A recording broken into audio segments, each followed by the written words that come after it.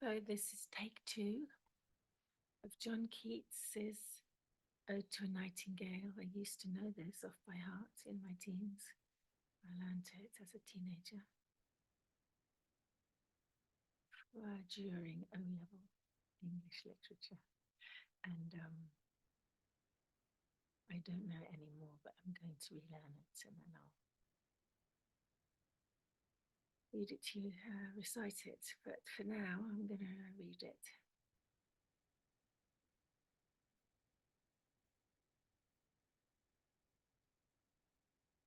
My heart aches, and a drowsy numbness pains my sense, as though of hemlock I had drunk, or emptied some dull opiate to the drains.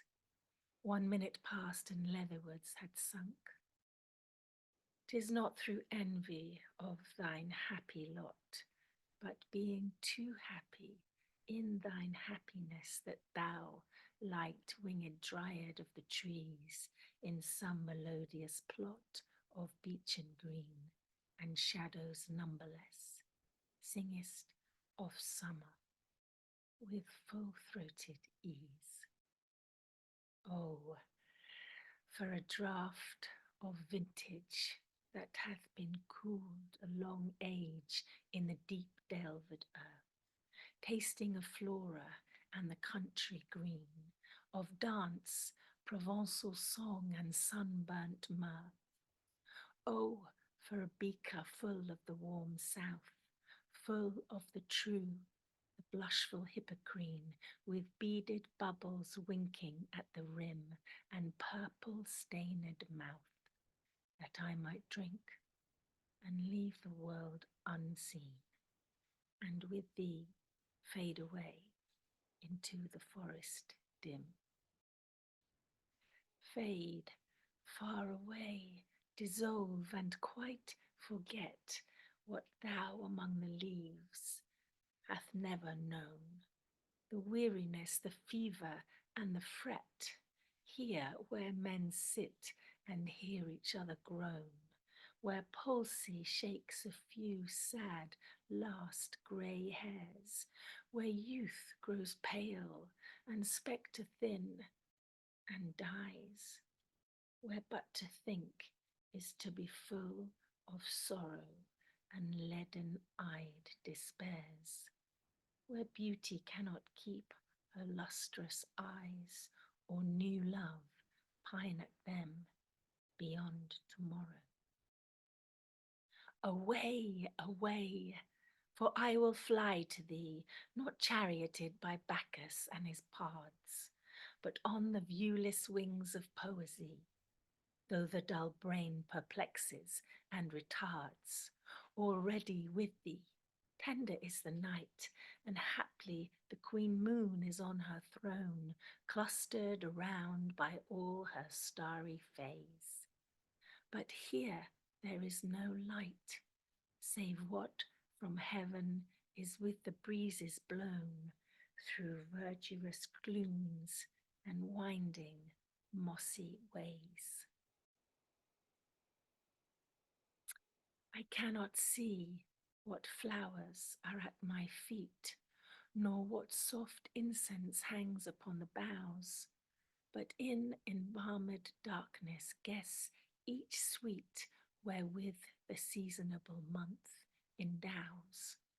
The grass, the thicket, and the fruit tree wild, white hawthorn, and the pastoral eglantine, fast fading violets covered up in leaves, and mid-May's eldest child, the coming musk rose, full of dewy wine, the murmurous haunt of flies on summer eves.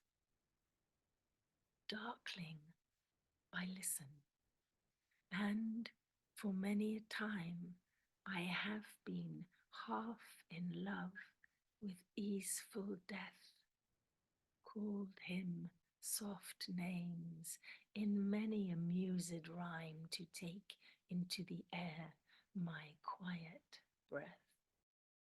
Now more than ever seems it rich to die, to cease upon the midnight with no pain, whilst thou art pouring forth thy soul abroad in such an ecstasy. Still wouldst thou sing, and I have ears in vain to thy high requiem become a sod. Thou wast not born for death, immortal bird. No hungry generations tread thee down. The voice I hear this passing night was heard in ancient days by emperor and clown. Perhaps the self same song that found a path through the sad heart of Ruth, when sick for home she stood in tears amid the alien corn, charmed, the same that oft times hath charmed magic casements, opening on the foam of perilous seas in fairy lands forlorn. Forlorn! The very word is like a bell to toll me back from thee to my sole self. Adieu! The fancy cannot cheat so well as she is famed to do, deceiving elf. Adieu! Adieu! Thy plaintive anthem fades past the near meadows, over the still stream, up the hillside. And now 'tis buried deep in the next valley glades. Was it a vision or a waking dream?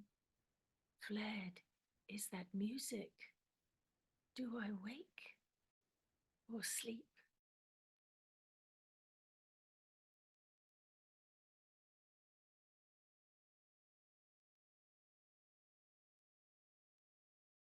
Thank you for listening. Sending blessings.